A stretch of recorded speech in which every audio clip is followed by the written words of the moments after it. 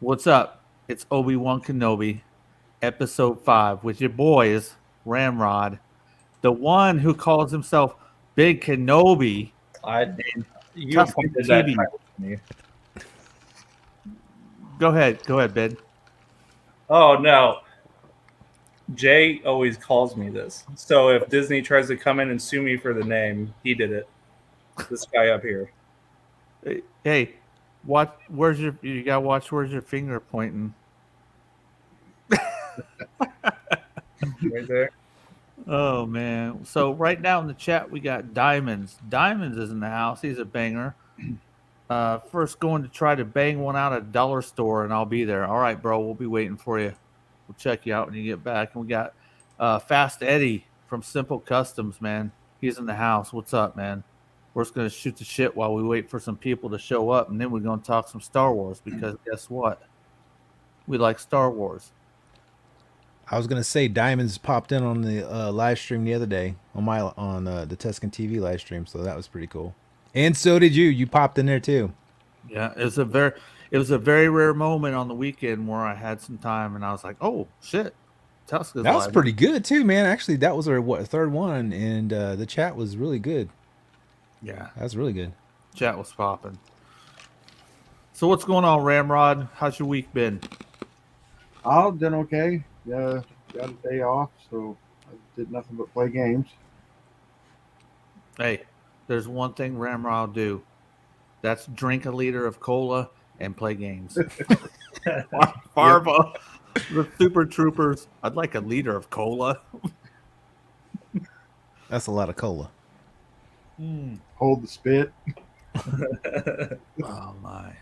So, all right. So we're gonna go ahead and get started here, even though we're waiting on some people to file in, and people may not file in. If you're watching this now, we'll watch it. We'll hang out with you. If not, you can watch it later on the YouTubes. Let's see. Let's get started here. The YouTube. That's right. All right. So at the end of episode 4, that ended with the reveal of Reva putting a tracking device on Leia's droid Lola. So that's where the last episode takes us. So at the beginning of episode 5, it starts with a flashback. So this is live TV. What the fuck is flashback? Okay, so hold on. no, that sounds kind of. Woo! Hey, it's live TV, bro. Let me start that again. Episode 5 starts with a flashback. Flashback. Okay, Slow it wait. down. You say the word while I'm going through it. Hold on. Episode 5 starts with a Flashback. to the Clone Wars when Obi Wan and Anakin are sparring on Coruscant, where Obi Wan is teaching Anakin that his need for victory blinds him. Go ahead, guys. What y'all think about this section? You talking about the opening scene? Yeah, right here, right there, that one. What's up, Inutabi? Who wants to go first? Ramrod, then Ben, then I Tusken. I like the throwback, the flashback. Just the story, a little bit more story of the period before the Clone Wars. Before Episode 2. Um, Anakin needs to learn a lesson, but I think we've talked about this before, but the budget is showing. I think they could have done a little bit better on the deep fake for de-aging Anakin because he didn't look quite like himself. But other than that, I liked it. I thought it was good. Dare2727 says, I wish they did more flashbacks. I would definitely agree with that. I do enjoy the flashbacks. Go ahead, Ben. Yeah, that budget be showing, but that was a good scene. Like I thought it was awesome. I thought it was really good, but like I would say Obi Wan Kenobi looks close to the same. I think they could get away without doing any kind of makeup work or de aging, but like Anakin did not. That is a old Anakin. That Anakin is older than Obi Wan. Well, if I could go back and forth with Ben a second on that, you could definitely tell that he wasn't the exact kind of young representation that we'd hoped for. I just kind of took it with a grain of salt, but at the same time, I was wondering why couldn't they make him look as young as they did with Mark Hamill and Luke Skywalker in Boba Fett? You know what I'm saying? See, that's one of those things. Like they could have, we've seen them do this before and do it effectively, and we've seen them even make Tarkin out of like nothing. So like I feel like they could effectively, but I don't know. They maybe didn't want to spend too much money on just that, or they just wanted to skip on to the next thing. But I thought it was a really cool scene. Like getting to see them in that flashback, and we get to see kind of where like Obi-Wan's mind is at. He's constantly thinking about like him and Anakin. And another thing, if you didn't notice it when the scene first started, Anakin was looking off in the distance, and I forget what the name of the tower was, but that is the tower where Padme lives as a senator. Oh, is it really? Yeah, somebody in the chat may know what the tower's called. I can't remember what it's called either. You're on mute. Pack, you're on mute, bro. You're muted. Anybody on the panel have an answer for Inutabi? He says, "Is this before Fallen Order in the timeline?" Oh yeah. Yeah. Most definitely. They've been pretty faithful to the continuity of comics, novels, and video games so far. I thought what's been in question is continuity with other movies. Mm-hmm. Okay, and go ahead, Tusk. It's your time to go on about the beginning. All right, so that first scene, you guys are putting it a little mild. Dude, that scene was straight up trash, man. That CGI was awful, dude. Like, they could have spent a little bit more time doing a little bit more work on his face. Like, you could tell they tried, but man, it was just awful. And I know a lot of people were like defending it. We were kind of talking about it, and a lot of people were defending it on Facebook and getting all hurt about it. Some people, I think some people are too emotionally invested on that meetup for some reason. To me, when I saw it, I was like, okay, it's cool. But then I also was like, dude, they could have did such a better job and made it even cooler. It's like they took a scene that could have been so much more and just kind of wasted it to me. You know what I mean? There's so much opportunity to make that scene look way better than what it was.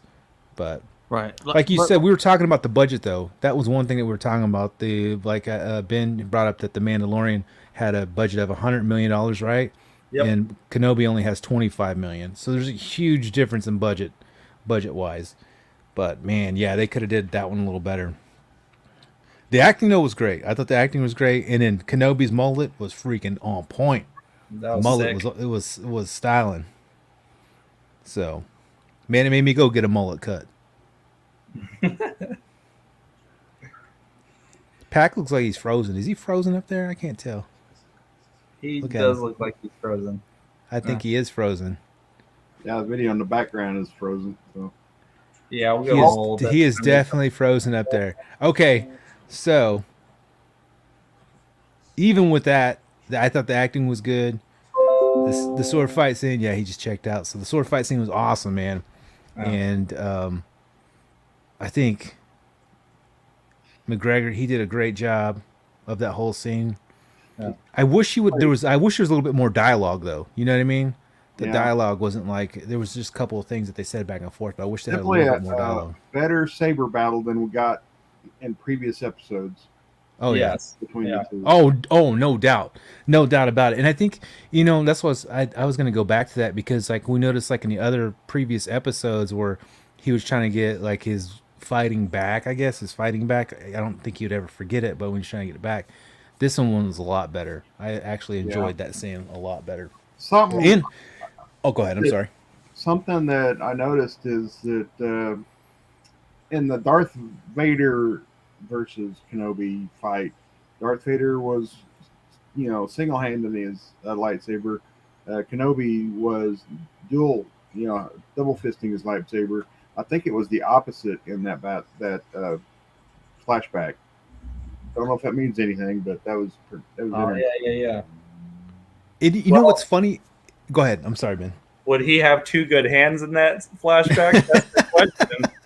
That's really what it is. You're like, where does this take place? Is this right before they meet up with Dooku? I kind of Okay, think so wait, before. which did you say he used two hands? Is that what you said when he was fighting? He used two hands. Yeah, Anakin was using two hands while Kenobi was using just a single hand. Okay, so this is what makes me think something else too. And I was kind of thinking outside of the box. So like, here's what I was thinking too.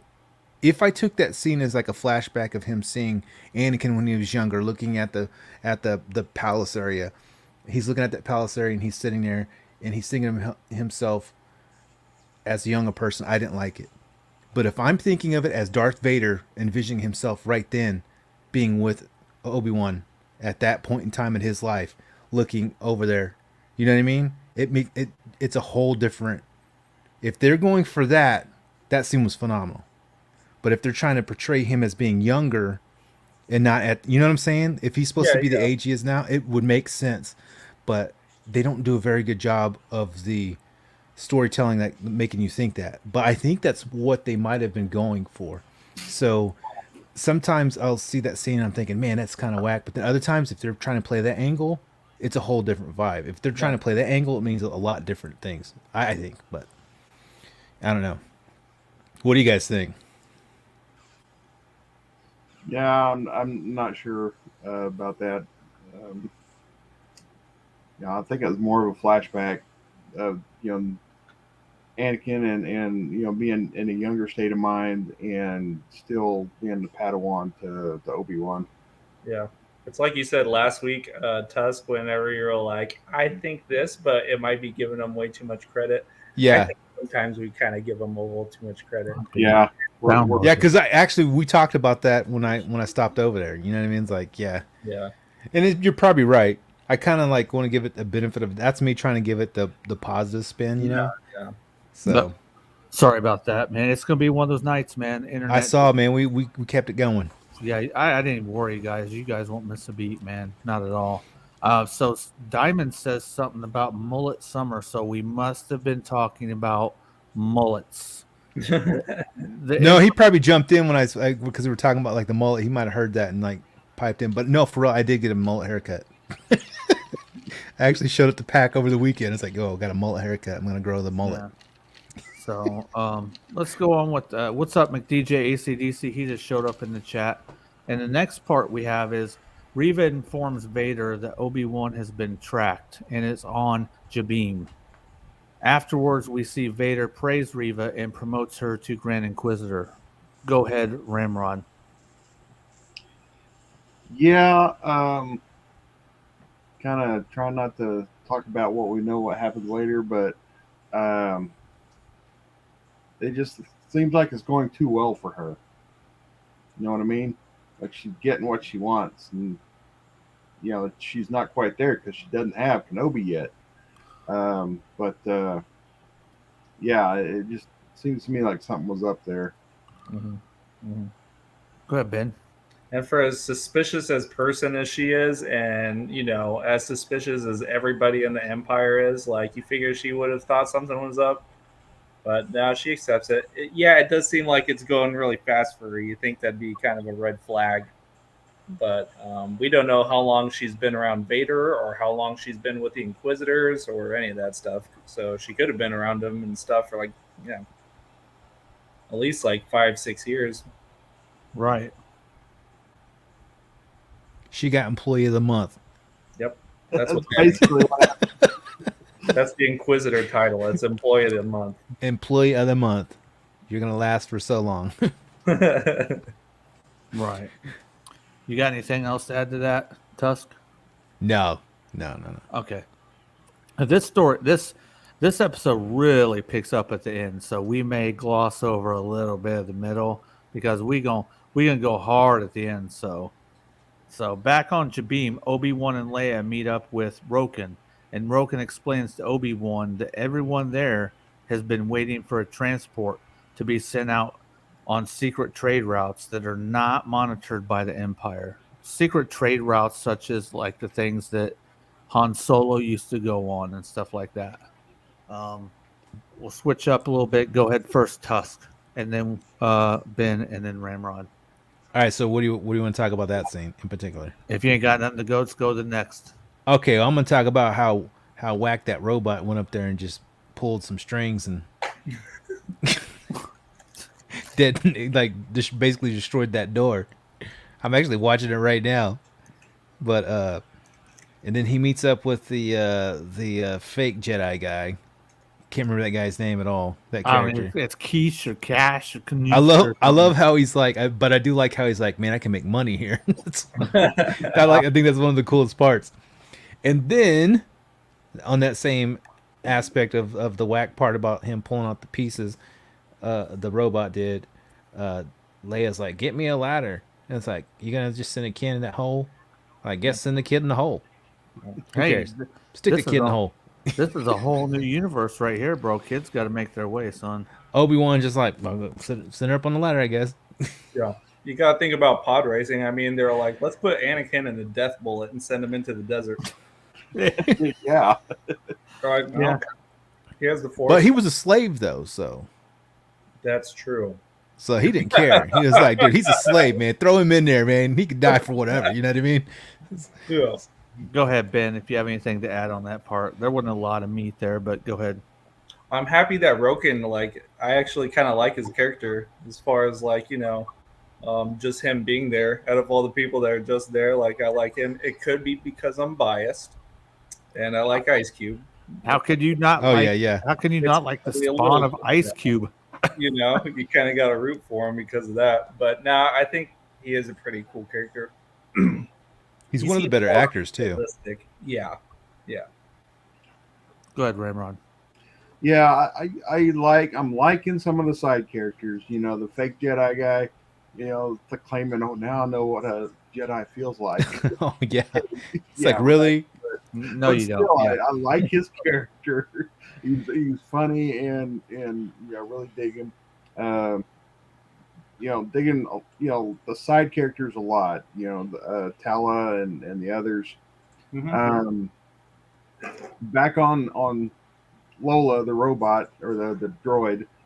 I've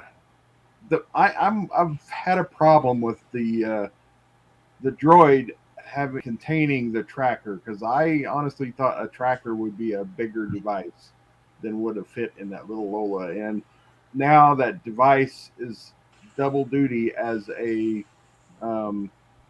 restraining bolt. Good, Yep. good point. So yeah, that's one of those. That's the new Empire high tech they don't tell you about until they do this episode. Yeah. Yeah. Sounds You're right. I thought it did surprise me a little bit because at first I thought it was just a tracker, and then it's after that was a complete device infiltrator. You Yeah. know what I mean? I mean, couldn't you tell by the freaking robot eye? Yeah, You know what I mean? Yeah, it's like Skynet. He's It's like, evil. It's it's like obvious, when they dude. reset the Terminator. Yeah, it was pretty obvious, you know.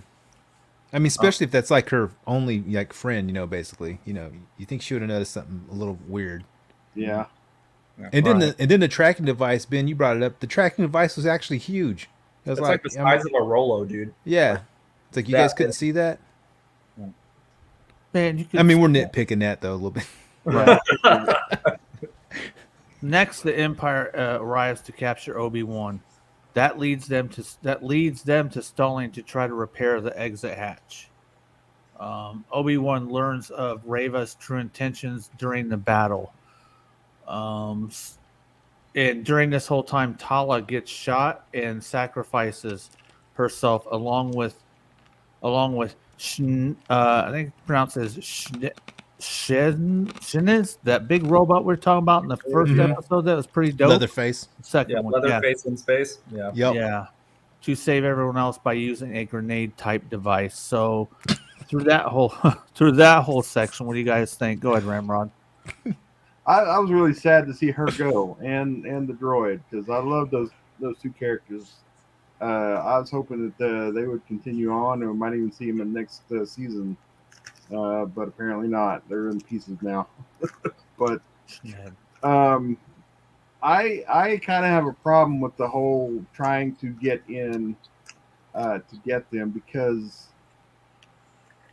I mean, I know they had to get to the point where they had to have the little conversation with the door between them, but you couldn't have started with the lightsaber. Just cut a hole. There you go. Now the show it would be shorter. Yeah, I guess so. But because she just cut right through that like it was butter. Yeah. Mhm. Right. And I mean, it wasn't like, in episode 1 where they were trying to get through the blast doors and they had to basically try to melt through it. It wasn't like that, which it could have been, and that would have been, plausible. But when she decided to get through there, she just cut it open. Okay. Go ahead, Ben. She goes through that door freaking quick. Jesus Christ. Right. Because there's a whole segment we're going to touch on before she cuts open the door that's very important. Yeah. But I think they pronounce it as Schned. Schned, I think. But I thought that was a really cool droid. There's a lot of cool droids, I think, in the Star Wars universe. I think that one was cool. So I'm wondering, it's not that can't be the only model, but I don't know if the other ones, if we ever see any more, if they'll ever be as cool as that one. But go ahead, Tusk, on that whole scene with Tala. It's kind of the beginning of the Empire infiltrating. Go ahead. Yeah. So Ben and I actually were talking about this part. We actually talked about the scene. So you're telling me General Kenobi, the guy who was a general in the Clone Wars, that he didn't like. It was funneled in. So these troopers are coming in through this door, right? You're telling me that he didn't have no plan to like go ahead and just pick them off one by one and just pile them up as they came through. And then second, the thermal detonator. Why didn't they do that? And like Ben and I talked about it, they could like set up a like barricade and just threw it over instead of like losing all these people. There's some weird stuff, but then once again, they're just trying to make it not believable, because he would never have done that. But in a real battle, but losing a robot was actually I was like, man, lost the robot. That was like one of the coolest robots in Star Wars, I think. I think I liked about it most because he had his own personality. So he had a personality. Yeah. Unfortunately, him dying, I think, is going to lend more to his what I want to call his stature. You know what I mean?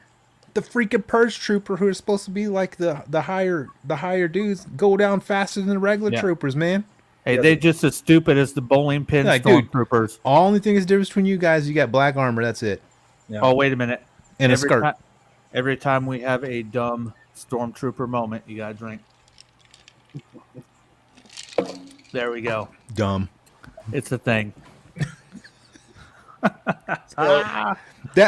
Ben and I, go ahead. I'm sorry. Sorry. Tusk and I were also talking about this. So they bring Obi-Wan outside, and like her and Obi-Wan are like whispering to each other, and there's a stormtrooper standing behind them. They're dumb, bro. They're dumb. They're dumb. Yeah, I don't have. Gotta take a drink. Another. Hey, they're like plotting, and it's obvious they're like plotting. She's like not talking to him. They're plotting. It's like, bro, your foot is in the shot. He's behind her, like right there, and so I don't like this whole entire scene. Actually, like that was my main problem with the episode, is like this whole entire scene, because like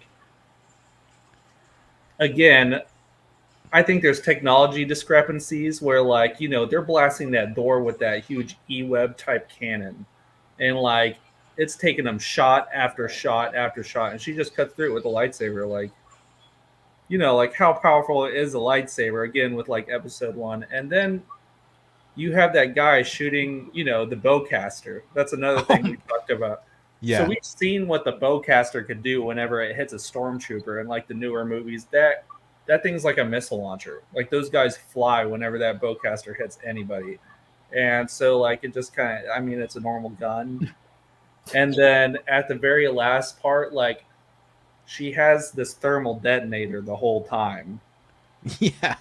She let all those people get slaughtered, even though the stormtroopers, even if they're not in a hallway, they're outside in that bay area. all in one group in about maybe like a 35-foot radius. If you throw it in the middle of any part of that, like at least half of them will die. But she waits, and like the whole crew's getting gunned down, and they like come into the base, and they go into the hallway. And they're coming through the hallway, and so she waits until like they're at the door. They're not in the room with her. They're like right at the door of the hallway, and then she lifts up the thermal detonator, and like it beeps her a couple seconds. She's giving them a head start to just go down that hallway and not get hit. Oh, that's the thing I thought. She waits a long time, so it's like, hey, here, I got this. But that's just so Reva can escape and continue on. Yeah, to I guess her so. big deal at the end. You know, like those stormtroopers could be like, "Oh, okay, let's just hey, wait a second. There's when you something going on down that hallway." When you talk about dumb stormtrooper moments, when I saw this scene, right there, you know what I thought in my head? Bowling pins. Yeah. All fucking. Oh yeah, they're all just lined up. We talk about stormtroopers. Now you got to take another drink. Yeah, dumb stormtrooper moments. Drink to it. Yeah. But, oh my god. Okay, so Obi-Wan devises a plan to get captured and use Reva against Vader. We find out that Reva was present during Order 66, which we had talked about. And I think a lot of the people who are doing these shows and are watching kind of figured that out. She was present during Order 66 when Anakin killed all the younglings. Go ahead, Ramrod. Yeah, I'm glad that we were able to see more details on that, because before, they just had a group of kids that escaped, right? Now we know that group of kids actually ran into Anakin, and Anakin killed them and left her for dead. She was playing dead. But yeah, glad we got a little bit more clarification on that. I like that. Background to her story. What do you think, Ben? I thought it was a pretty good scene. Like, again, I think like you don't notice him being as old in that flashback scene. Like it kind of goes along with it. He's like a little bit withered, but like also because he's in like, dark side mode and he's coming through there. So I thought that was a pretty good scene. I like that one a lot. And you can see, what is it? The 501st Troopers like right behind him. Yeah. Are they in that scene? Yeah. So that's pretty cool. Okay, while I got a minute before Tusk goes, I wanted to bring up a point that during the segment, during the conversation, we see a few younglings in the Reva flashback, and the young boy who was killed seems to be the same youngling we see in episode 4 in the tombs. I've heard someone mention that is the same youngling. Yeah. Go ahead, Tusk. It's on you. I don't know what to say about that scene. Okay. But I will say this. I told you she was going to start turning good, bro. We ain't got there told yet. you. We ain't got there yet. I got a whole thing planned for Tusk and his predictions, bro. He's dying, bro. I know he is. So we see that the Leia fixes the escape hatch, and Reva leads Vader to her trap. We obviously, okay, so before all this happens, Reva and Obi-Wan have their interaction right before she cuts open the door. Okay, Tusk, your thoughts on the interaction between her and Obi-Wan Kenobi when Obi-Wan figures out what's going on with her? My thoughts on it? I mean, that's what I assumed. Like from watching, like the way she was, like I said before, it's like I couldn't tell if it was like the way her acting was it like on purpose, or was it like, I wanted to talk to you about that. So was it the fact that her acting was shit, or is it the fact that she was acting in the show? And you get what I'm saying? So somebody's trying to pull off an act in a show. Like I said, I think even though like if they chose her for the ability, they saw like how she would portray that character, and I think that's where it was. Like I like you could tell. Well, obviously now she's conflicted, and so she doesn't know where to go with it. And so it was obvious in the first few episodes that that's what was happening. So now to me, it makes total sense now in this episode of how her acting was like I think she was acting in this That she show was like she was acting. Yes. So it makes totally sense that she would be not fully there and full into this particular character that she's portraying to someone else. Yeah, Tusk, because in our very first episode, the one you couldn't make, Ramrod made that point right off the rip. It's like, what's Yeah. up with her acting? To me, when I watch this, I'm like, that explains it to me. You know what I'm saying? Yeah. Go ahead. Like Go the ahead. conflict. She's very conflicted, so it made sense. After watching this one, it's like makes perfect sense. Go ahead, Ben. But are we giving them too much credit? I don't know. What? You know what? If we are, so be it. Like, I gave Yeah. him credit, even though Anakin looked too old, I still wanted that scene. And Yeah. in my mind, I used my imagination. Yeah, So- I think you're probably right. They looked at how she was acting, and like, you know, whenever we're watching the show, like she's very ambiguous. You Mhm. don't really know how she feels about anything, and so, I mean, that kind of plays into it. Even though, like, you suggested this theory, and right after you suggested it, I was like, he's probably right, just because it's Disney. Like, still, if you weren't thinking that, like, it would be a big surprise to like find out, you know. Yeah. And I think like the biggest part for me was like when like if they were doing a casting call and they sent somebody in and it's like, okay, I need you to be really bad on this part. You're the Inquisitor, or you're trying to be the Inquisitor. You want to be the the second baddest dude on the or dudette on the planet. Hit me with what you got. And so she acted that part, and they're like, and she wasn't very good. They're like, perfect. That's what we want. You know what I mean? They're like, you know what I mean? They're like, perfect. We got the job for you. Because I can see them saying that. I mean, because even like with I think it might have been Harrison Ford. They kind of didn't even know what he was going for, with his character. And until they saw him, they're like, you're perfect for this part. Here's the part we can use you for. So I think it might have been like one of those type of situations. Like they saw her, they're like, she's not. They might have had people that were like better. You know what I mean? Like way better that could flip that. And then they just saw something that like kind of captured it, which explained. I mean, because if you look at the way she's acting, it's like almost like very childlike a little bit, and it's like that's what it reminds me of, like you know what I mean? So yeah, go ahead, Ramrod. I know because you pointed that out right in the beginning. Go ahead with your thoughts. Yeah, and this is just another reason why I like to see the whole thing before I give my final thoughts. I don't want to condemn, a show or a movie, based off of a trailer or the first, 30 minutes or whatever. I want to see the entire thing before I, say, well, I really didn't like it, or, it was good, just had a couple of rough parts or whatever. Yeah, I don't know if what you guys are saying is accurate, but it does fit. Mhm.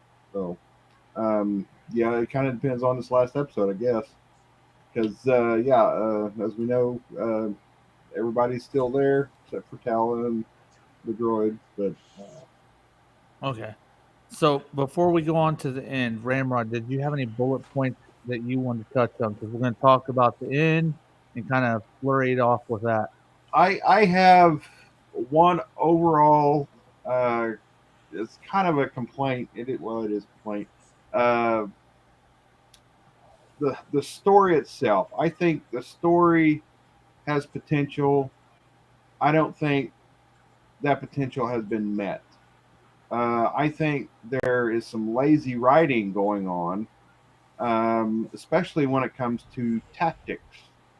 I thought from the beginning of this episode, once the Empire arrived and they were outside the door, I thought, well, there's no way they're getting out. I mean, they're going to have troops on the ground. They're going to have TIE fighters and whatever in the air and a Star Destroyer. They're not getting out. And the baddest motherfucker in the universe, Darth Vader. Yes. But yeah, as we find out, there is some flaws in the story in that they don't really think, their tactics through, and they just kind of throw this in there and expect everybody to believe that this would actually happen. So that's kind of my overall thought on the story developing so far. Right. If Ben, if you have any bullet points that you want to touch on before we all talk about the end. Oh, I would say yeah, he's right, and like that kind of goes back to that interview with the guy that pitched the show, the showrunner. I can't remember what his name is, but like in that interview Yeah, that we yeah, talked yeah. about last week, where they're like, hey, why is this such a revelation that Obi-Wan knows he's Darth Vader? Because Obi-Wan finds out he's Darth Vader in Revenge of the Sith. It's obvious. Like him and Yoda find out he's Darth Vader. And he was basically like, oh, I wasn't aware of that movie.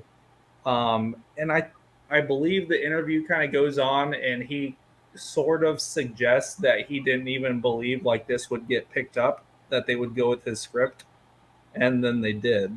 So, it's kind of like one of those things that maybe this wasn't wrote by somebody that had watched the Star Wars movies and like was thinking about like what the Empire would necessarily do in this situation. More like they were just thinking about, oh, how could characters get out of this? Oh, there just happens to be a gigantic like football field sized door in the ceiling that is unguarded. Right. It's that kind of thing. Like I don't think this was wrote by someone that had seen Star Wars in mind and kept it in mind. Right. I don't know if you guys saw the scene behind me, but that's like the epitome of Star Wars. All the fighting, the shooting. That was the. I think we didn't get a lot of freaking action so far, and I think it's because they're treating these as one long movie. Like the term being used is 6 hour movie. Now we know the time frame given is not 6 hours with end credits and shit like that. Like the very first one I saw, I'm like, we're done already? And I looked at the timer, I'm like, holy fuck, there's like 10, 12 more minutes or some shit like that of end credits. I'm like, come on, man. But um to what you were saying, Ben, Dare 2727 says definitely feels like fan fiction. Yeah. Man, fan fiction sometimes is way better than this stuff, man. I've seen lots of fan fiction, man. I'm not condemning it. I mean, I'm just waiting till the end. But Tuss, did you have any bullet points that you want to go over before we talk about the end? Dude, okay, the Darth Vader scene, that was some whack stuff, bro. Like Which for real, scene? he brings Which down. scene? Okay, so when Obi-Wan's gonna escape, right? That scene when he flies up out, comes out in the ship, and then like he grabs it, pulls it Oh, down, and we're gonna rips out the talk side about of it. that. We're gonna talk about then. Oh, we're not there yet. Okay, I No, got I hate just for want that to know one. if you had any bullet points you want to talk about the show before we get to the end. About the show, what positives or negatives? What Anything are we you talking want to about, talk man? about? I Anything. think I mean, okay, obviously it's some extremely lazy writing. Period. Like it's just like it's like they're just trying to throw stuff on the wall and make it stick and to see if it's gonna work. A lot of it hasn't really worked. I mean, like that when we were kids. Remember that fly hand? It was sticky. Yeah, yeah. Okay, Yeah, got but it. It is some of that fly that hand just, after it's gotten dirty. So yeah. It's filled with lint and it's got maybe a piece of candy and an old Cheerio stuck to it. That's what we're looking at right now. I mean, there's some really like it feels like a big time corporate cash grab. You're absolutely right. They're failing in the ratings, and so they needed something that was going to push them back up. And everybody was talking about Obi-Wan, and they were hoping they were going to get this huge draw with it. Have they gotten the draw they wanted? I don't know. I know they're coming out with some retro toys, but I also know that Obi-Wan's a peg warmer on the archive figures. I have seen the So- new one that's gonna drop. That thing looks dope. Which one? The retro one? No, the one from the show. I'm Well, like, the retro ones look pretty cool. Dude, I mean, I really, those retro ones. Those yeah, are I'm gonna get those too. I saw it on Entertainment Earth. They have one that's from this show, and I'm like, it looks pretty good. I could pick up I don't know. I don't do much on the Black series. I used to do a lot of those, and I don't do much anymore. But the retro ones, I'll definitely get those. I like the 3 3/4 scale. But as for the show itself, I mean, definitely some lazy story writing. Story writing. I wish some of the dialogue was a lot better. I wish some of the editing was better. This one, they actually cleaned it up a lot. It felt like it was Right. falling into place a lot better. So I did appreciate that. And I'm not a full action guy. I do like action movies, and I thought this one was done pretty good this episode. The other ones were always kind of dry and left too much open air. They reminded me of episode 1 because they just drew the scenes just seemed like to last way too long, and I don't think that was like a conscious effort. I feel like they just left the space there on purpose.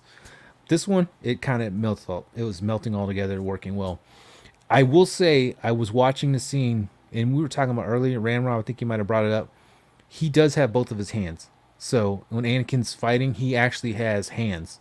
So if you go back and watch the scene, he actually has his hands. He doesn't have the robot hand. He's not wearing a glove. He's actually hands on that scene. So I don't know. Maybe we're getting too much credit on that writing part, like we're saying, but I think it seems like he's like envisioning himself. Like that's what it feels like to me, but I could be wrong. That's what it seems like, though. Anakin, I should say, or Darth Vader as Anakin, like he wants to be Right. somewhat in that state, but I don't know. But those are my bullet points, I guess. Okay. So that leads us up to the end. Reva leads Vader to her trap, where we see Vader enter the headquarters, where he finds them exiting into the spacecraft. I'm not going to go into full details on what happens at the end. We're going to talk about it 1, 2, 3, 4.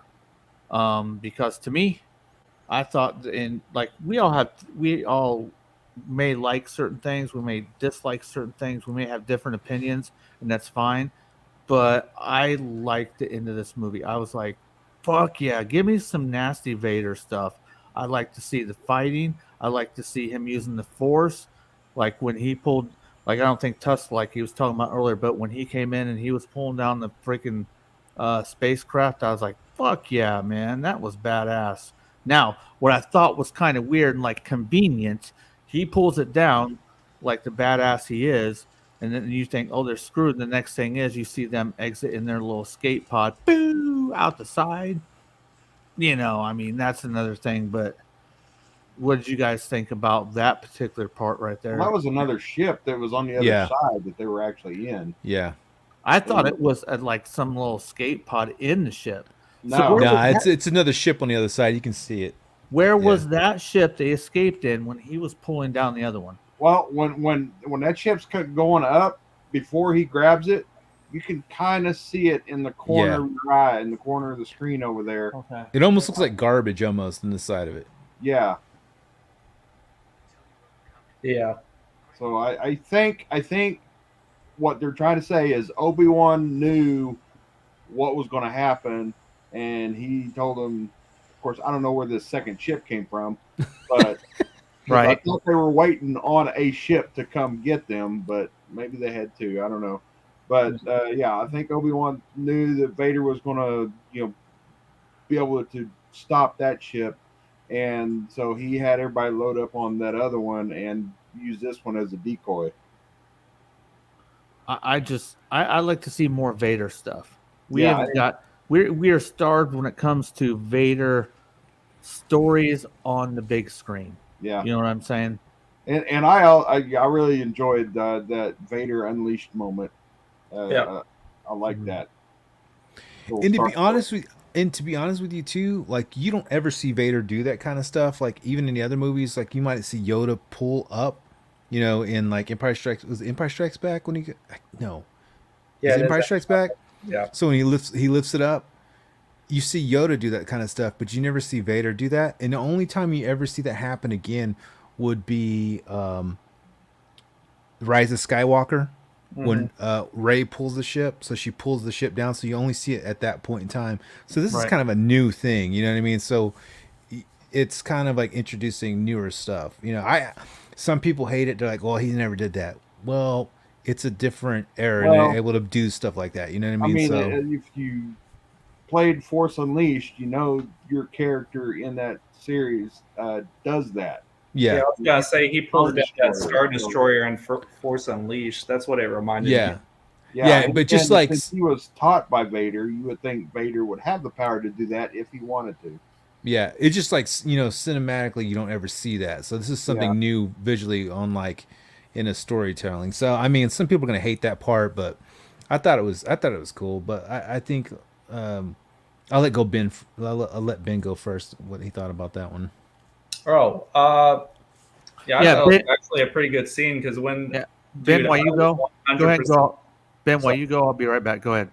Okay, I thought they were 100% screwed whenever like Vader ripped that ship down, ripped Yeah. the door off of it like it was nothing. I was like, man, he's pissed. Yeah. Who's the It's- pilot? That's what I want to know. Was it autopilot?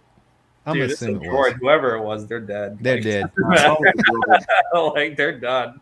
Your job is just to lift up and, Yeah. block, Lift up and die. block the visual of the other ship going away. Well, I mean, what's her name had no problem like blowing herself up with a thermal detonator. Like, True. I'm sure somebody was like, "I'll pilot the ship," Yeah, Yeah. some guy. but I It's thought probably it was, the guy with the. Go ahead. Oh, you go ahead.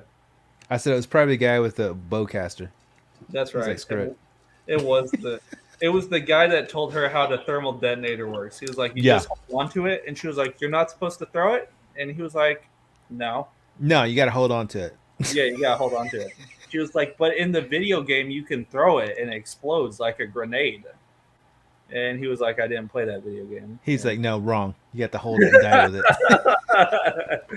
yeah, I still can't get over that. Like, I've played Battlefront. I've put hours and days into Battlefront, and like the second I saw that, I was like, why doesn't she throw it though? Like, she could probably live and make it out of that situation. Yeah, she's not the only one that's taken a gut wound and lived.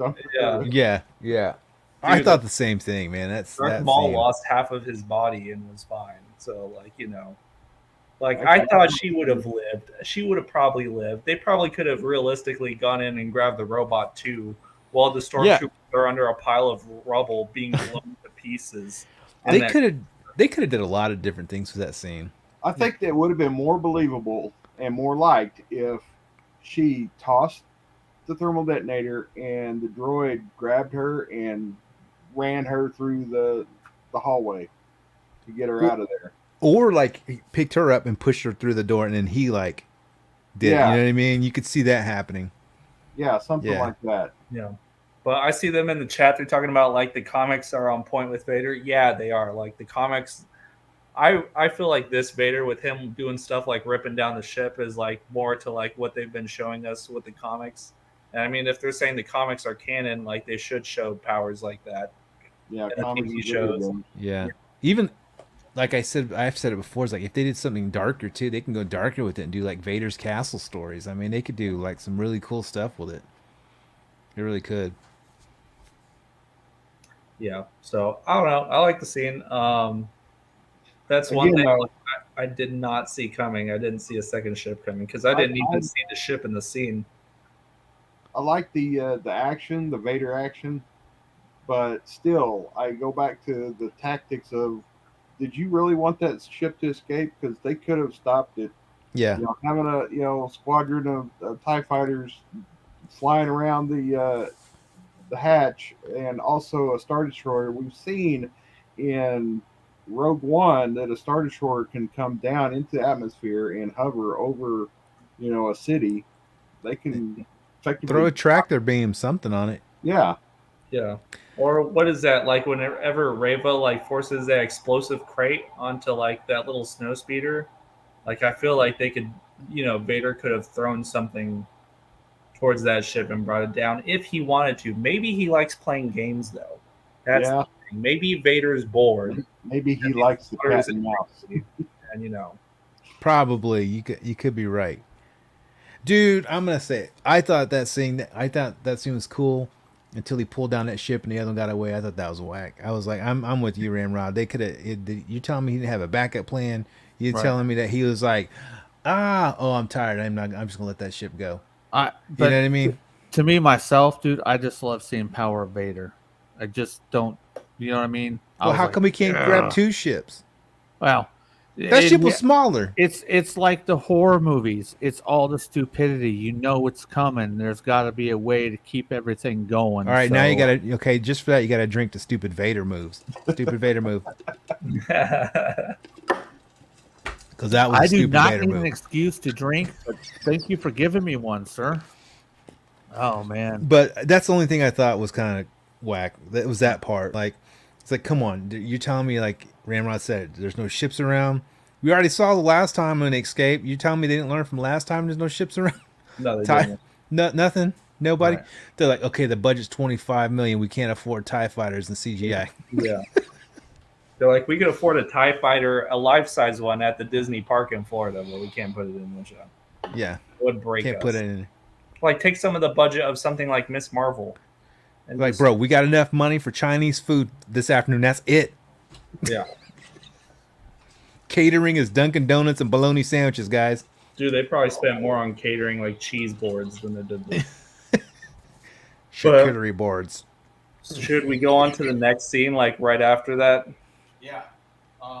So Come on, Pack. What are you doing? So, man, I got to get my drink on tonight. Like you said, it's been a long day, a long week last week, and a long weekend. So we have come up to play, you son bitch. There we go. Now we come up to the Reva and Vader fight scene. Ramrod, hit us. Okay, so my beef with this, the start of this fight, the rest of it is I liked. I enjoyed watching the rest of it, but my beef with the start of this fight is just it's something that happens in other movies and TV shows all the time. The person that wants to stab somebody in the back, and fail, they start from way back over here. They, ignite their lightsaber and then run at Vader or whatever. She really wanted to try to kill him, just kind of nonchalantly walk up to him and then, ignite the lightsaber into him. Yep. Exactly. Something like that. Yeah. I'm sure, he would have done something because he already knew about her, but I'm sure he would have done something, but that would have been a little bit more believable. Yeah. Like she really wanted to kill him. I agree. Totally agree. Pack. Again. All right. So before we continue on, Dare2727 says, a bigger question. Are you guys interested in more Disney Star Wars content after this? We're going to go round table real quick with this so we can finish up the fight scene. I am. If we continually don't like everything we see, we're never going to get new content. At least I'm getting stuff out here there is stuff I enjoy. We talk about things that we don't like. There's still meat in here that I do enjoy. And I don't want to bash it so hard that I never get new stories. Mm-hmm. I would rather keep getting stories, and maybe there are problems with them, but at least I'm still getting them. You know what I mean? Go ahead, Tusk on Dare2727's comment. All right. If you give me more character content that's solid and well written and well shot, like The Mandalorian was, absolutely. Like, even with all of its flaws, there's a bigger picture to that whole storyline that I really enjoyed. And even though it kind of tied in other things that really shouldn't or didn't really need to, I thought they did a great job with that character, bringing you something that was interesting and fresh from that side, but also very familiar. I actually like that. And I think it's the oh my gosh, the guy that plays that did the Thor movies, he's got a whole new expanded universe he's doing, and I think he got green lighted for 3 movies, right? So he's going to be doing Star Wars expansion. So it's going to be all new characters. So I'm actually interested to see what he can do with it, because he actually is able to Taika get, yeah. All right. Go ahead, Ben, on Dare2727's comment. I was gonna say, like, I care to see more Star Wars content, Disney Star Wars content, but here's the thing, like, you got Jon Favreau and Dave Filoni. These two people, they know Star Wars, so you can't bank the success off of The Mandalorian just being The Mandalorian and just being like, oh, people like it because it's The Mandalorian. No, people like it because, like, Dave Filoni and Jon Favreau know how it is to write Star Wars and know exactly what they're talking about. Like, that show could have gone horribly, but because you get someone in there that knows the universe and knows everything about it, and Dave Filoni wrote the Clone Wars, like, you're not going to get a better Star Wars show ever from the Clone Wars. And you get these people that are experts and you get them in there and you write the shows, because, I mean, not that Obi Wan Kenobi is a bad show, but these guys aren't going to be young forever. And I feel like nice. Always eating on my show. Hey, the wife Hey. delivered. Hey, my son, my bub, and my wife made ratatouille. So I'm gonna try it out. It's the first time I've ever made it. Hey, Bub's got to quit tripping. You can't have teenagers with upper 40-year-old men on shows, bro. Bub will Go ahead, bust. go ahead, He'll Ben. bust your chops. But anyways, ahead, like I Ben. was saying, like I feel like they're using. I see what they mean by in the comments, like cash grabs. Like sometimes I feel like they're wasting these characters. Like you wasted Han Solo, you wasted like Princess Leia. You know, you're never gonna get these characters back. It's not like they could remake episode 7, 8, and 9 and make them something else. Like Mark Hamill, like you wasted that character. I know they could go back and do like the deepfakes, but it's not him.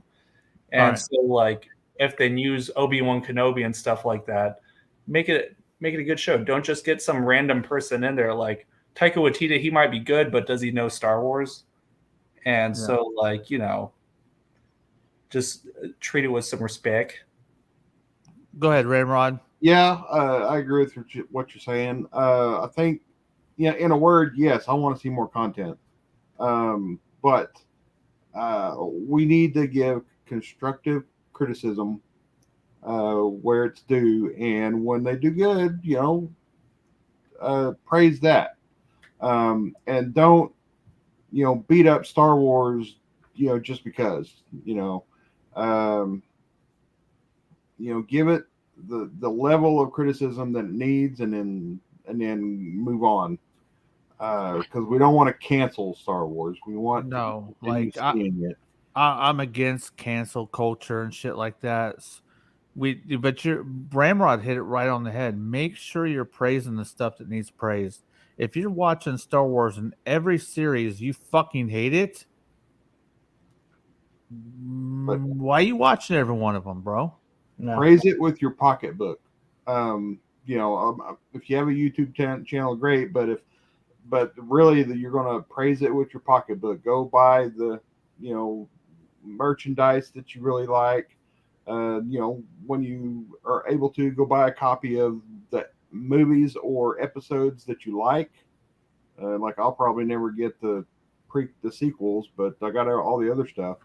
Yeah. But anyway, yeah, praise it with your pocketbook. Praise it, on YouTube, the parts that you like, the parts that you enjoy, and then give criticism where it's due. Yeah, I think it's just negative, negative, negative. Beat it down, beat it down, beat everything you can down, and never praise. I mean, if that happened to you all the time, you know what I'm saying? That'd wear your ass down. We Right. don't want that shit done to us. There's good stuff we all do. So, and what's up to the profit director showing up in the house and Big Stan's in the house? What's up, Big Stan Harris, the people's champion, the 3 live stream champion? What's up? So, we're going to go ahead and finish this off with the fight scene. We're going to finish. We've been talking about the fight scene for a while, but the reason we've been talking about this so long is it's good to see Darth Vader in action.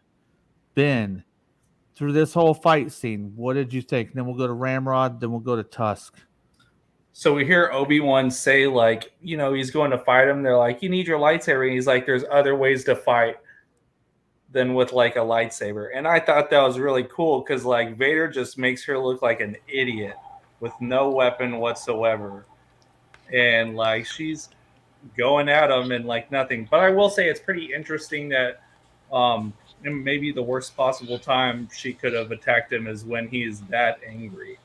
Oh, he was pissed too. You don't need to see his facial expression. They just showed him after the ship took off, and he was just like, I was like, it said everything. He's clearly pissed, and he just ripped down a spaceship, and she's like, now's the time. And so I thought that was pretty dumb on her part. I don't know how powerful she actually is, but like everything we've seen, like she's pretty weak, and does not stand even half a chance to Vader. Go ahead, Ramron. Yeah, because even some of the other Inquisitors are stronger than she is. They've already shown that in the series, and I like the combat. This is a good action scene between the two of them. I like her action, his, but obviously they're on a different level. Just goes to show you that how much more higher level combat uh, that Vader is capable of than she is. And then aside from the combat, the Grand Inquisitor, that's the real one. Really? That hmm, Yeah, I talked about that. She ran him through with the lightsaber on episode 2, I do believe. yeah, Yeah. And I See, said that was a good surprise attack. The one she tried to attack Vader with was not a good surprise attack. no, it wasn't. But I called that out. I told people, spoiler alert, the Grand Inquisitor is not dead. Because if you follow the comics and the novels and everything, Yeah. he continues on. And And I hate how people lost their minds about that. Like, oh, that's wrong. Well, finish They watching the show and see what happens. they didn't wait. And that's what Yeah. yes, we're criticizing as we go, but will it all slinky together at the end of this show? Go ahead. But yeah, I mean, it's like when originally when Jane Foster became Thor in the comic books, people lost their minds that this is not my Thor. My Thor's not a girl or whatever. Well, why don't you just read the series and then see how it turns out, because everything goes back to status quo. Yeah. But yeah, I like the combat scene, even though it didn't start out very well. But again, it also shows the Vader's on a whole different level than she is. Oh my god, dude. I just like to see Vader in action. You know what I mean? The suit looks great. I remember going to the theater in 2005 and watching The Revenge of the Sith. And at the end, when he breaks through the fucking shackles and he's pissed, and I see the suit was drastically different from the original 3, 4, 5, and 6. I'm like, that suit's badass, man. So when I see him act, but we still don't get to see him in action. It's the suit, it's the black, it's it's everything about it, and that's what I like. So Tusk. Also, the whole combat scene here goes to show you that in the previous combat between him and Kenobi, Vader wasn't trying to kill him. He was just toying with him and just trying to hurt him. Right. He fought a lot better against her than he did against Kenobi. Yep. So Tusk, why don't you turn on your mic and why don't you fill us in on what the hell's so funny? Oh, because you said that scene. That scene. What scene? That scene at the end of when he turns into Vader. The whole point was the suit. Yeah, yeah. To see, we hadn't seen Vader since what, 87? Yeah. Okay. The difference between the suit in like 80, what year was Return? I just think I think it's funny because like 85. Your reaction is totally different than what my reaction was. I'm talking about the suit. I'm not talking yeah. about I get fucking. That's what I'm talking about. The when suit. The I'm suit just was talking cool. about the suit. The suit was cool until he's like, no. I hate that scene, dude. I just hate it. It's just like cringe. At the same time, if you fucking destroyed the love of your life and you fucking basically end up murdering her, are you gonna go like, no? You don't know what you're gonna do, Tusk, because your fucking brain is like. I'm sorry. I think it's one of the worst scenes ever in Star Wars. I'm sorry. It's like one it's of not the worst. Not the worst, bro. Come on now, not the worst.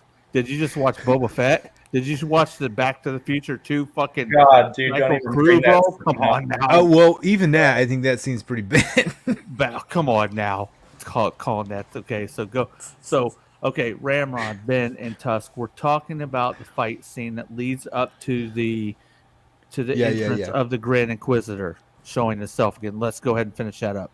All right. So what did I think about that? I thought it was cool, like how he used the Force to fight off the lightsaber, but the surprise attack was awful. That was obvious, and of course, he leads to the fact that he kind of knew about it the entire time, which that was like maybe that's like you said, cat and mouse to get to Obi-Wan. Maybe he just wants Obi-Wan to suffer because that's like he wants him to suffer like he has to suffer every day. I think that might be a thing. I have a question, Tusk. Okay, Yeah. so we're talking about pop culture. Can I just say one thing before you say anything? Yeah. I love Go how ahead. we all have like these similar opinions, but they're also totally different. I totally love it. So that's what I'm saying. Go ahead. Sorry. What's up, Bruce Banner? Bruce Banner is in the house. Yo, what's Banner's up, Bruce? No, I was gonna go ahead and touch base on something you said, and it was gonna be, what were you talking about before you just said that, bro? Talking about the whole fight scene and like how they used the Force and fought off, and then like the surprise attack was kind of whack, and then like how they like the cat and mouse between both of them. Thank you. Yeah. Okay, so Star Wars is a part of pop culture. I'm going to reference this to some other pop culture. Tom and Jerry? Ramrod, Ben, what, Ben? I said Tom and Jerry. That's what I said. Close now. So Ramrod, Ben, and Tusken, is this a thing to where Vader and Anakin don't kind of want to end it completely and they're toying with each other? Like when you guys said like Prime and Megatron. You get what I'm saying? You know the one doesn't really want to fucking get rid of the other one because the other one needs the other one to balance themselves out. Well, I think that's where you get the internal struggle from Anakin Skywalker. He's always like that. Even as Vader, he's like that. Even with his son, you know what I mean? Like he's like that Luke Skywalker. So why wouldn't he be that way with Obi-Wan? You know what I mean? He's like, dude, I hate you. I want to kill you, but I don't want to kill you. You know what I mean? You know, I think Obi-Wan is you kind of hit the nail on the head here. I think because Obi-Wan is his focus, the focus for his hate, right?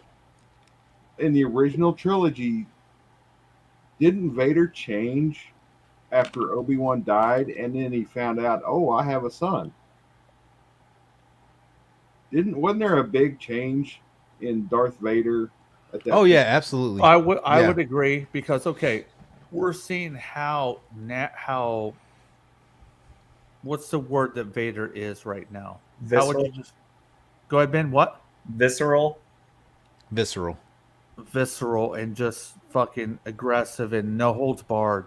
You know what I mean? Evil personified Sith all the way. I agree. I didn't think about that till now. That's a good point.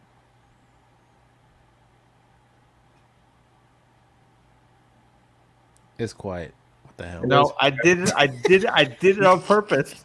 I'm like, hey, long pause of quietness. Oh, yeah. But so then we end up where the Grand Inquisitor comes in. All right. So the Grand Inquisitor comes in and they're basically like saying, look, we're going to leave you in the gutter like the fucking dog you are. We found you. Right. So we'll go with Tusk first. What did you think about the end, and what are your thoughts about her laying there after they left her? Ben and I talked about this. Is she alive? All right. Is she alive? Oh no, she's alive. She's alive. Yeah, dude. right. Go ahead. Yeah, she's alive. So she's alive. First of all, she's gonna be alive. I think it sounds stupid, but I think Obi-Wan's gonna come back and get her because, like, I don't know. That sounds like something they would do with the storyline. But I was talking to Ben about it when I was at Toy Base 10. When he comes up, he's got both the lightsabers. Darth Vader does. I was like, dude, are they gonna do what I think he's gonna do? And no, I thought he was gonna do the Dooku. You know what I mean? That's because that's what I expected. And then he just did the little stab thing. I was like, oh man, you could have just like totally just wiped the slate clean with this one. But so that kind of threw me for a loop. Make her suffer. Yeah. So is he? I mean, yeah. Is she alive? Yeah, she's gonna be alive. She's gonna be around for a little bit. So then now I think she's gonna just teaming up with Obi-Wan. They're gonna go fly around with Leia, and then something's gonna happen, and she'll probably die later on. And they're teaming around, and they're flying around. Yeah, teaming around. They're paddling around. So we're gonna eating space bologna sandwiches. We're gonna switch. This is not Spaceballs. Come on, now this is Star Wars, son. They already had space bacon or fish, so I mean, what? Space bacon. Yeah. Oh, Ben, your take on kind of what you thought when the Inquisitor showed up and then they left her like that. They intentionally didn't kill her. You know what I'm saying? So put that into your thoughts as well. I thought that was kind of uncharacteristic, actually, for Yeah, Vader. me too. I mean, dude, he slaughters everyone. Like, you watch him in Rogue One, he does not care. He snapped that kid's neck and walking down in the town. So Ben, And he should know more than anybody what happens when you leave somebody alive. Yeah. They come back and try to get revenge. So- What's wrong with Darth Vader? so Like, Ben, do you think there's a Vader and Grand Inquisitor reason and usefulness of why they did what they did? maybe. I was thinking that. Again, that might be giving them too much credit. But, like, if they leave her alive, like, what's she going to come back and be like, I'm sorry, and then help them out? Or hey, are they just gonna keep torturing her every time they see her? Never No, fucking no. kill her. Just be like, I know what the deal is. They put a tracker on her. And now There you go. And the next scene we see, she turns around and there's like a huge Yeah. D-cell battery on her back, like right there, and she just does not notice it the whole time. Maybe you could be right. Like, she's gonna go find Obi-Wan and then use her. Probably, you're probably right, because like if he wanted to kill her, like she'd be dead. right. He You think didn't want to. It's obvious he did that for what reasons we don't know yet. But if But he doesn't use her, they are just dumb, and that is very uncharacteristic for Vader in that scene. But I thought the Inquisitor looked a little more pale than he was in the first episode. I don't know. Is it just me? Or I think it was too much. They put too much makeup on him again. Oh, So. was he? Okay, because he looked a little bit cooler, actually. I didn't know if, like, maybe it's because that's a darker scene and I can't see him that well. And, think like, on Tatooine, Probably. I'm in, like, broad daylight. Yeah, probably. I think we missed the point, and I think Curtis Schultz hit the nail on the head. He nailed it like a split hog. I'm gonna agree. She will lead him to Kenobi again. Yeah, because she'll be sloppy. You know what I mean? Sloppy. Sloppy. And 'Cause she she- I mean- looks like Bail Organa. She has that little chip. Remember, she picks up his communicator at the very end. Yeah. So, like, and now she's like, oh, well, that's where they're headed. I'm going to go find them, and we're going to be friends. Because, like, if you notice, like, how her character was always sloppy, she did her own thing. She, like, would screw up everything, obviously, and it would cause more problems as it went. So I think he's, like, banking on the sloppiness to be able to track her down and find Kenobi. Big Stan, the 3 live stream champion, the people's champion, says Vader was actually somewhat conflicted after he encountered Kenobi, and I do believe that is correct. They have several moments where it just seems like they're just sharing like the same moment and shit. You know what I mean? Oh, yeah. Yeah, I mean, I guess that's what I'm saying. Like, there's always, like, that inner conflict with Anakin and the Vader side. So it's like, that's where things get conflicted. And I man, which leads me back to, like, maybe those visions are him thinking of a different life, thinking how things could have been. And that's maybe part of his painful memory, you know what I mean? As he thinks about it. That's maybe, like, why he keeps thinking that stuff. Which is why I'm kind of thinking, like, maybe I am giving him too much credit on the CGI, the de-aging. But, man, I keep going back to that. Like, maybe he's envisioning himself still being cool with Obi-Wan back in the day and still seeing... That's a decent perspective, Tusk. You know what I mean? And that's why we all talk, because different minds think differently, and you can get something different. You know what I mean? Like I said, if they do play that kind of story and that's what they're going for, it'll totally change my perspective. And like Ranrod, he even said it, like, that is going to change my perspective on how they did a lot of things on the show. Just like how with Reva, it changed the way I thought about how she was acting, because, like, you don't get to see all that stuff until later on. And then if you go back and watch it again, you're going to be like, okay, this part makes sense. That part makes sense. So I think we might be hating on the show a little bit too prematurely until we see it all the way through the final season. I mean, not the final season, but the final show of the season. But there are some aspects that you can, like, your theories can run wild a little bit, Yeah. you know, which is always good. Like you're gonna have people that hate it and people that love Right. it, you know. I So- feel like we all here are giving it a decent shot. Yes, we're Yeah. talking about things that we think are fucked up. We think things that are strange, but we're also pointing out the things that are decent. I don't think anybody in here is completely just bashing it just to run their mouth. You know what I No. mean? No. Like I said, like I'm in it for the long haul. I'll watch all the way to the Yes, end sir. just to see how it plays out. You know what I mean? It could become something cool. We just don't know it until the end. This is something new for me. What I do is I wait for like usually 3 or 4 shows to pop, and then I watch them all.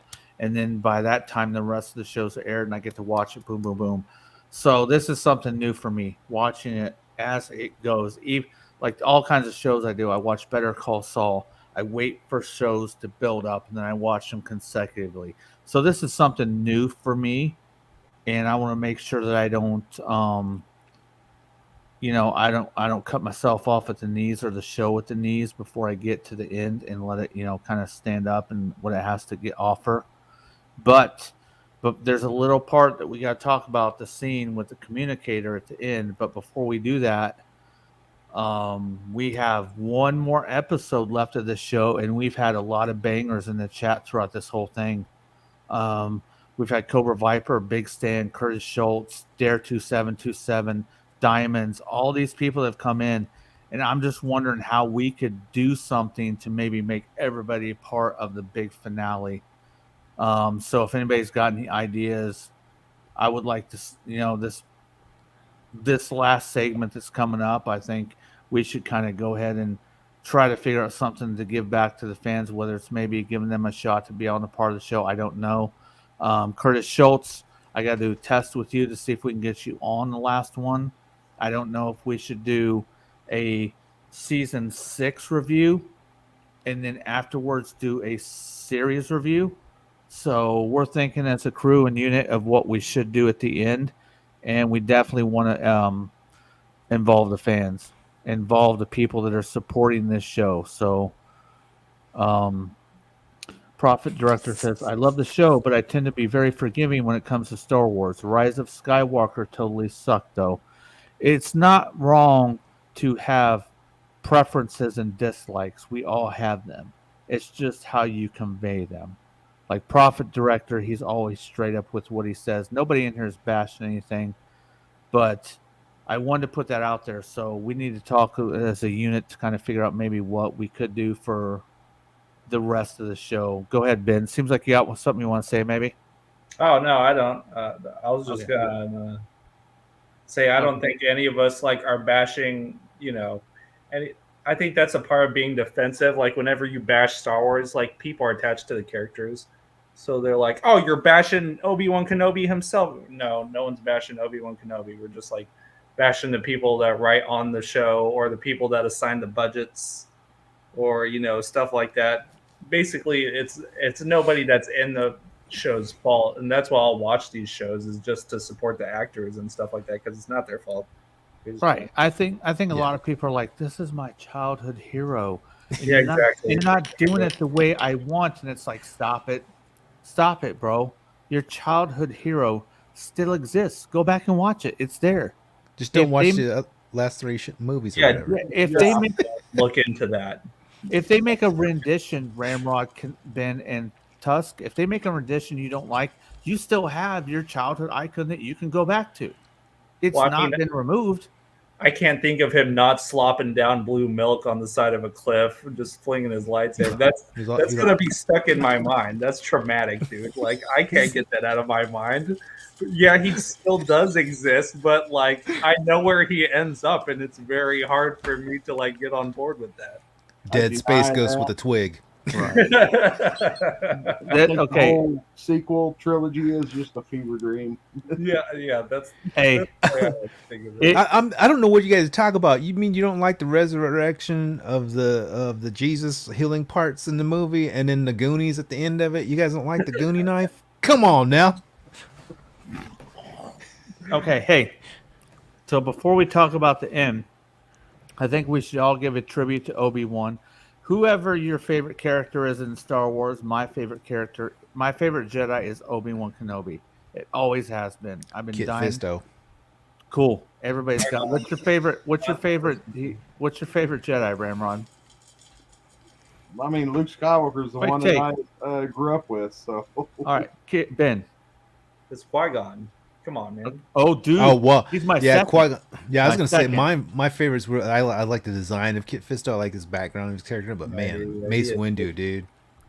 Mace Windu, I love Dude, Mace Windu. Mace Windu is awesome. But we're gonna give a shout out to Obi Wan Kenobi. You gotta stroke the beard. Not even. He hasn't there said you the go. line yet. There you go. He hasn't said the line yet, though. I know, but you gotta stroke the beard. He's not man. happy to see anybody. That's the thing. That's true. That's why Tusk is growing a mullet, because the mullet was Obi Wan Kenobi has the ultimate He's got the mullet. defined mullet of all time on clones, bro. So let's talk about the end of the episode where Reva finds the tracking unit, or not the tracking unit, but the communication device that Obi-Wan and Bail Organa they used to communicate. yeah. Thoughts on that, Ramrod? My guess is that she's putting 2 to 2 together, and that she's figuring out that these kids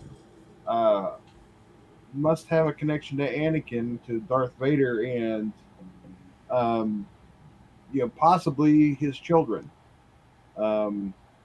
It's a stretch to even think about that, because most Jedis don't have family, right? Mm-hmm. But I'm thinking she's putting it together, and she knows that there is some kind of significance with these children. The one on Tatooine, Luke, although she doesn't know the name, I don't think. And then she might even understand that there's a connection between Luke and Leia.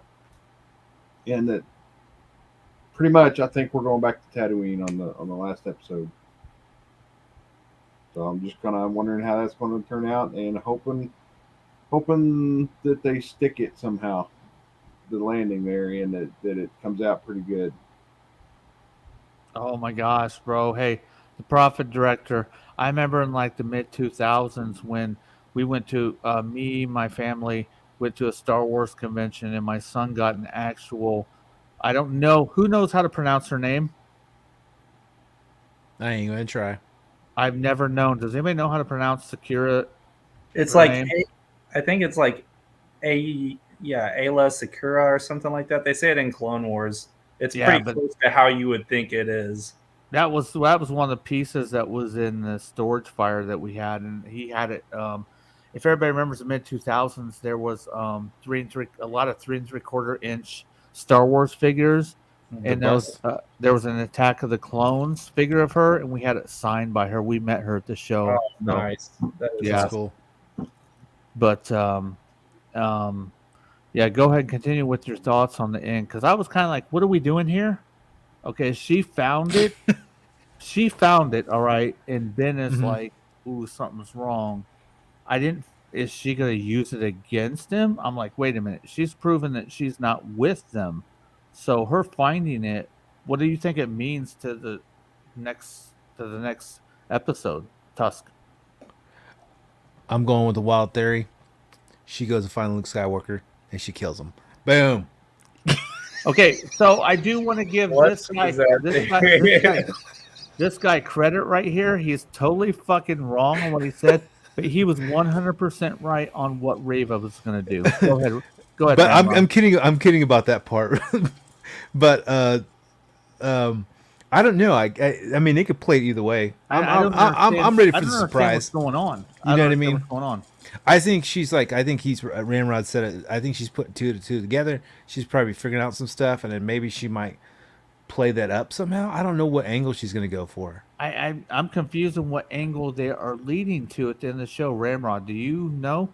I think that she is going to use that as like someone mentioned before, that, hey, that's where Obi-Wan's going.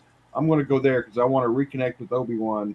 And why she wants to reconnect, maybe she said, well, I'm out with Vader, now I need to, figure something else out to get back at him or something. Well, I'm leaning more towards that. Yeah, Ramrod, definitely. we do know that she said, "Why didn't you save me? Why weren't you there?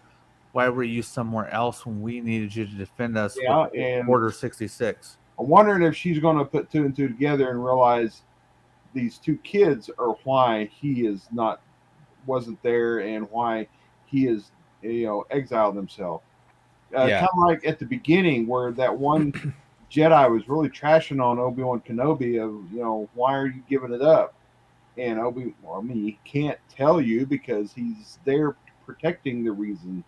Um, but so he couldn't say anything. He had to basically just tell him, ditch your lightsaber and just go live a normal life. I think you're right. I think exactly that's what's going to happen. I think, like I said, like she's going to be turning. She's turning. I think she's going to be like, almost like Leia's protector is what's going to happen. You think Is so, what huh? I think I'm so. wondering, I'm wondering that if by the end of this, either this season or at some point, she sacrifices herself to save Yeah, the secret of Leia and Luke. yeah. Hmm. You know what? And we kept talking earlier. Are we giving excuses for the poor acting that she was doing? Are we giving excuses for the low budget of the CGI? I don't think we're giving excuses for anything. Um, do you guys know the problem with a lot of creators now? They don't have the imagination. The imagination that we had as a generation when we were growing up is removed, and it's been taken away through all the stuff that's the technology. So when It's I watch something, I can forgive something because I still have the imagination to make it what I see it for. dude, you're absolutely right. Same with. I think it comes down to two things. It's too much at your disposal to create something, not enough hard work put behind it. And same thing with music. Music's the same way. Like 10 years ago, you'd have to go pay a studio to make music and to go and It was record music, bad. right? It was You know bad. what I mean? So now everybody can go make music at their house and do whatever they want to. Now, does it all kind of sound sterile sometimes and just like not like Well, they how all music use should be? they You know what I all mean? use It does. the same formula. Yeah, it's like, and it's not like, it doesn't have a feeling to it. And I think that's the way some movies are going. They don't have that same feel because they're not as organic as they used to be. And you could tell, like I give you great case in point, the Batman. The Batman movie was a lot of practical effects, and it felt organic and practical as you watched it. There wasn't a whole lot. There was CGI, but there wasn't a whole lot. So they were able to do that with that storyline. And I think a lot of times, even on TV shows, another good TV show that's kind of like that, where they use a lot of practical, would be Stranger Things. They use a lot of practical, of course, with some of the effects they use, like alien stuff and CGI. But they use a lot of practical effects and use kids and in places that seem familiar or whatever. And I think that's what it's kind of lacking. They have too much CGI, kind of like episode 1, episode 2 and 3. George Lucas went to CGI and it lost that feeling. And that's kind of like what you're getting right now. It loses a certain vibe to it.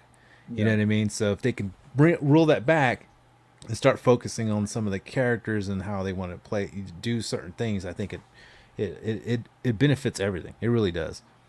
Right.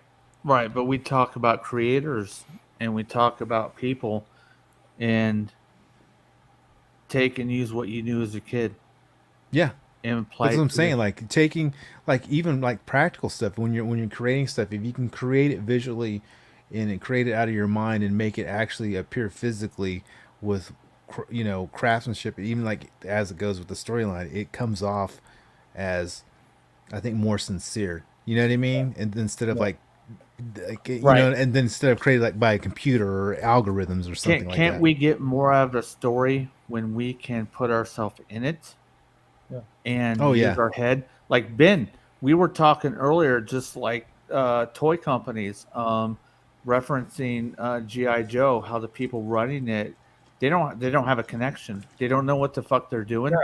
And you could tell We that. it Even this Star Wars, like you could tell, like when something's made by, you're just talking about, like, we can picture it because like we were kids and we could imagine it. We saw it from our imagination, but like a lot of people, they didn't have Star Wars and stuff like that growing up, and you know, they don't have a connection to this. Like, it's given to them as a job, basically. They're like, hey, can you write a script for like Obi Wan Kenobi? And you're like, I don't really know what that is. They go do a little research. They write up the script. Like, it's not a heartfelt project. It's like, I need to pay some bills project. Yeah. It's a job. And I think you brought that up before. Like, you talk about Jon Favreau. Like, with what stuff that Jon Favreau did with Mandalorian is because he knows how to write a good story, and he doesn't just prove that with like the Mandalorian. He proved that with the Iron Man story. You know what I mean? He proved that he stood behind an actor that had drug addiction problems. He said, "Dude, I'll put up half my pay if you guys get this guy into this movie." You know, he believed the person that was going to be. He took a huge risk on making that movie, and when they did finally make that movie, it became a phenomenon because he just knew how to take the story he wanted to and tell the story like how he wanted to tell it, and it became a freaking billion-dollar franchise ultimately, like from that first movie. And Disney didn't want to take that risk. If you guys notice, I mean, Pac, you know, and Ben, you know, they didn't release any toys for the Mandalorian or any merchandise until it was already out, 3 months out. They were like, we're not releasing anything, basically, because they didn't believe in the project. And it wasn't until people were on it, because I remember it like vividly. It was Christmas time. There was no Grogu, no Mandalorian stuff, and then it wasn't until afterwards it all came out, because they're like, we missed a huge opportunity, because this is like a legit character. He made something out of nothing, and made people believe in it. Well, and I think that's where it comes from, like having that grit and ability to tell your story and make it your own and real, and make it come out of nowhere. Even trying to bring in things that were in universe, right, but not connected, and then ultimately connecting them, because let's be honest, the only reason those stories got connected is because that storyline started making money, and they're like, dude, we need to add this to the end of this. You know what I mean? Yeah. They're like, we have to like bring it in. But yeah, it just goes back to that. It really does. People could tell if stuff's organic. Like, yeah, you can just, obviously, and it's not hating. It's not fan. Like, that's why, you know, when they talk about trolls and like people hating stuff, I'm like, some of these people have pretty good reasons. Like, you can you're just talking about Jon Favreau. Like, he made those 2 Iron Man movies. You can watch Iron Man 3 and not even know that he didn't direct that movie, and tell that is a complete tonal shift in like a movie. It's something else entirely. And I mean, like, these Star Wars projects are the same. Like, you could tell, like, if they put a completely new director and writer on The Mandalorian, you would know within the first like. Yeah. You could tell.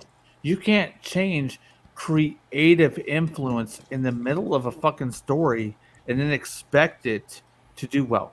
Yeah. Somebody started it, okay? They need to finish it. Even if somebody came in the middle of it and they tried to continue what they did, they're not that person. They're not the same person. It still doesn't get executed the same. Yeah, you definitely could tell when Bryce Howard did the episode. You could tell her directing played softer on like the father figure side. You can tell that. You could tell when Robert Rodriguez did his thing, because he played more on like, I'm gonna put this fool in the desert in the middle of nowhere with some rocks, look like it's Texas. You know what I mean? You could tell that's just his style. You know what I mean? That's his style. So you can just tell what they're gonna do. So I have a quick hot take before we get out of here. We know more Mandalorian's supposed to be coming. We know Ahsoka Tano is supposed to be coming. Yeah. There's rumors of Obi Wan Kenobi, another run coming. Yeah. Quick takes, Ramrod, on what you think about what is coming with the Star Wars universe when it comes to TV series. Are you excited? What are your thoughts upon what's happening? Well, with the Mandalorian, as long as the creative team that is behind the original is still there, I'm looking forward to it. All right. I think we discovered that on Kenobi we could I think for it'll better. get. I think it'll get better, Ramrod. I think they're just taking a long time to get to where the hell they're going. Yeah, Hey, and part of it will be dependent on the last episode of the season. But I mean, if they do well with that one, I'll be in for the next season. what Easy. do you think about Ahsoka Tano? One of my favorite Star Wars characters is Ahsoka Tano. Yeah, We like in this house, we love Ahsoka Tano. yeah. Bet I messed I always that up. liked her in the animated series. Yeah. My question there is, who is the creating this? Who's doing the story and the directing? That's what I wanted to too. I don't remember who's doing it. Yeah, I don't. Yeah. I haven't looked into it, so I guess as far as potential, yes, the character. I love the character. Hopefully, they will do good, and we'll see when they come out if they do well. And but that would be one of the ones I'd want to watch. No. Okay. So you would say your hot take is you're excited for all of them? I'm excited for the creative teams that have been doing well, like Okay. Favreau and the others with the Mandalorian. I'm hoping they continue to do their thing and they don't like get replaced at the last minute.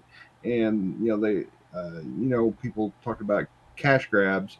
When they go and get cheaper writers and directors to do something different or with their own agenda on something that's been popular. If they just as long as they don't do that, I'm looking forward to it. Okay. So Ben, same to you, and then Tusk. I'll be right back with what's been announced: Ahsoka, Mandalorian, potentially season 2 of Obi Wan. Quick takes on what you think. Then Tusk go next. I'm looking forward to Mandalorian the new season. I'm not looking forward to anything else. Like, not at all. Not in the slightest. It's like one of those things where I remember them having that thing where they like announced all those shows and like they were like, these people are going to direct this. They're just putting names on top of these projects and like, putting Robert Rodriguez with like Book of Boba Fett. What do you get? Like a Spy Kids chase in the middle of like the episode where you're like, that's terrible. I don't want to ever see that again. The Rainbow Gang. Yes, Jesus. And so I don't look forward to it because, like, I love Ahsoka Tano. That's a great character. That's also a George Lucas and Dave Filoni exclusive character. So don't be surprised if that show gets, like, wrote and directed by someone completely different. And it's, like, not the same type of character. It's not the character you see in Rebels or Clone Wars. And I know that character grows and develops, but it's going to have to remain, like, the same type of character. And, like, just off of this show, like, it's not, this one isn't a Dave Filoni and Jon Favreau type project. And we've already had like some really big discrepancies as far as continuity goes. Like, I don't expect somebody to watch all 7 seasons of Clone Wars, like some random named person. Like, the Wachowski will be directing the Ahsoka show. You're like, oh, okay, well, what do they know about Star Wars? I want to hear like interviews where they're like, who's Jar Jar Binks' dad? And they get up in their face and like ask them questions about it. Cause like, just because they're a good director doesn't mean they know like Star Wars as much as is halfway story, halfway like directing and stuff like that. And you need both parts to make like a good thing. Yeah, that there are people out there that have all that information. And Yes. what I never understand is surely you can hire 1 or 2 people. I was going to say the same thing. You telling me they don't have a they don't have a super nerd in California that's like, I will do this for free. Just call me anytime. No, but here's Give me the a thing. credit. I feel like sometimes they don't want those people because they're like, we're trying to give them something new. And you're like, yes. Something they've like, never seen before. If you Oh, make you mean like garbage? with the art, there still has to be a boat, like Yeah. that's the key part of what it is. And sometimes I feel like their quest for something new, like you leave out all these things that make the character that character. And then you wonder why like people hate it. Oh, Prophet Director said Ahsoka will be directed by Filoni, so that's good. Okay, I hope so. Yes. Oh, thank Good. God. Yeah. Okay. Um, Yeah. Now, if I remember right, isn't the oh my God, Lando show still happening? with Danny Glover? Didn't they talk about redoing that one too? Because they actually were. I haven't watched. I haven't dwelled that far ahead to find out what's Okay. going on. I kind of keep my. What are you guys' thoughts on the Solo movie? What up, Rico Bobe? Are you trying to hit us off on tangent? Tusk, you need to go ahead and hit us off. I'm Tusk, saying. you need to hit us off with a quick take, bro. Okay, quick take. Quick take on the Ahsoka. It better be good because if they don't, like I said, it'll destroy it and people are gonna hate Hey, it. Tusk, if it's Go down not, in we'll still garbage. keep watching what they tell us. But I'm just telling you that the fans will hate it, dude. The fans will hate it, man, for real. What other show you got? What Obi-Wan? They better. Let's see how this one ends. Later, That's all I Prophet gotta say. Director. And what else? What other show you got?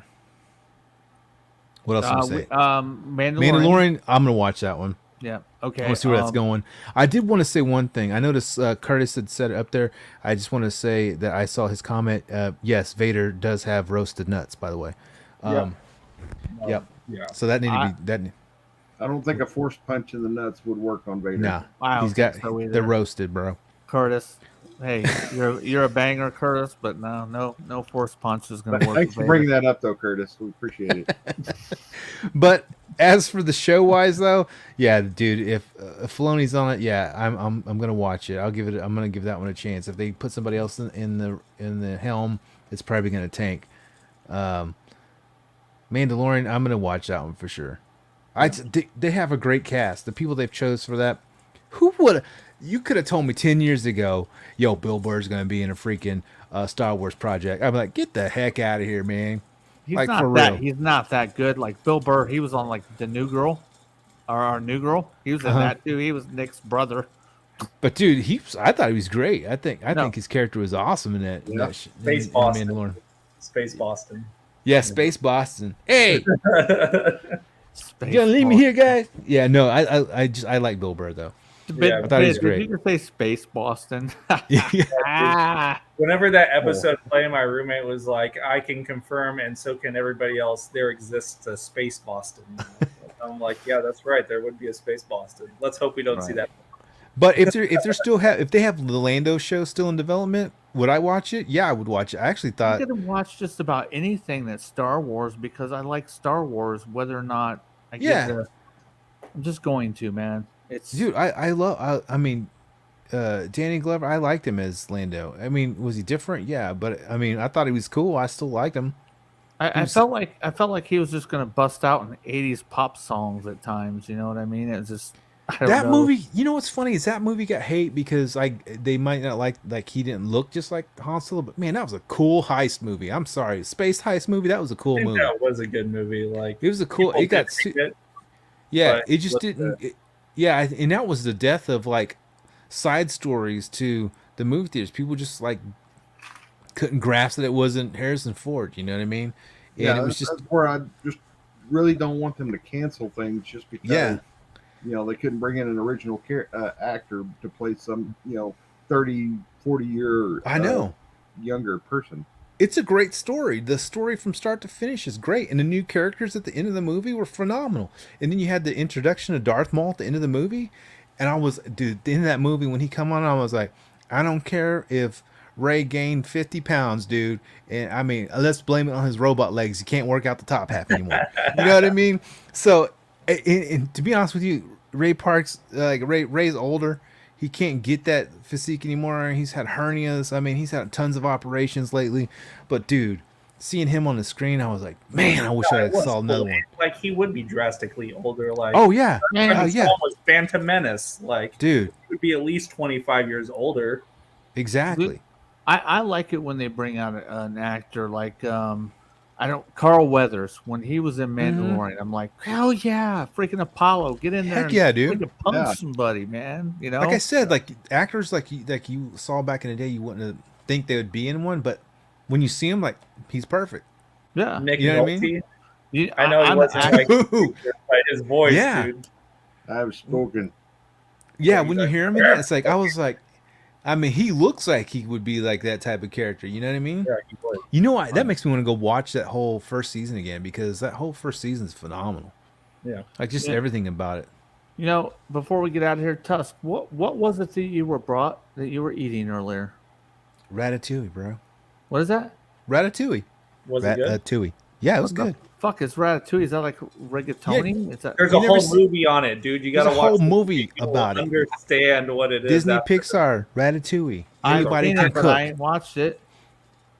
So There's a back in bro- the day, so like in was it Paris or France? They came up with that dish because it was like famine. They couldn't afford a lot of food, so it was basically like crushed tomatoes, garlic, zucchini, tomato slices and stuff. And it was, I mean, it tastes great, man. I thought it was awesome. I'm gonna go All get right. some more in a little bit. I All want right. With that being said, we have done covered the show, episode 5 of Obi Wan Kenobi. We've covered even more, and we're gonna go ahead and make like a baby and get the hell out of here, guys. We're gonna make like a baby and head out. What's up, Razil Kane Reviews and Billy Bob Bitcoin? Sorry you guys come in at the end, but we're getting ready to get out. And I want to say thank you to Ramrod, thank you to Ben, thank you to Tusken TV, man. Thank you to Profit Director Curtis. Hey, thanks for Schultz. having me, bro. Yes, sir. Billy Bob, Cat Razil Kane. Let me go through the list here. Big Stan Harris, BSH TV, McDJ ACDC, Dare 2727. Let's see. Who else we got? Nya. Is it Oh, by the end way, show? I Yeah. forgot to tell you, the music I'm listening to tonight is Thursday's Full Collapse. I forgot to tell you that. Inutabi, Fast Eddie of Simple Customs, Diamonds. You know what? And with that being said,